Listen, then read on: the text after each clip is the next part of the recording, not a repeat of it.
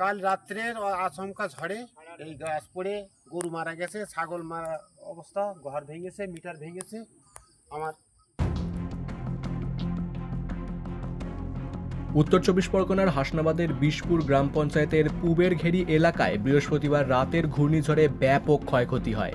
আচমকা এই ঝড়ের ভয়ঙ্কর তাণ্ডবে ক্ষতিগ্রস্ত হয়েছে এলাকার একাধিক পরিবার। স্থানীয় বাসিন্দারা জানান, বৃহস্পতিবার রাতে ঝড়ের দাপট এতটাই প্রবল ছিল যে বড় বড় গাছ উপড়ে পড়ে এলাকার বহু ঘরবাড়ি ভেঙে চুরমার হয়ে যায়। গাছ ও বাড়ির চাল চাপা পড়ে মৃত্যু হয়েছে বেশ কিছু গবাদি পশু এবং পাখির। আকস্মিক এই দুর্যোগে সর্বশান্ত হয়ে চরম দুর্দশার মধ্যে পড়েছেন স্থানীয়রা।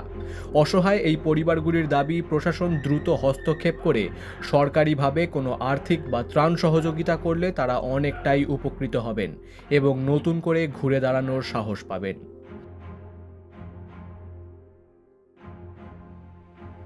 আমার হিঙ্গলগঞ্জ মণ্ডল 126 বিধানসভা মণ্ডল 3 বায়লানি বিশপুর বাড়ি, হাসনাবাদ থানা।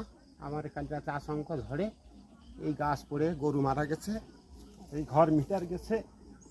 এই মতো অবস্থায় আপনাদেরকে জানাচ্ছি যে এই আমার বিশাল ক্ষতি হয়ে গেছে।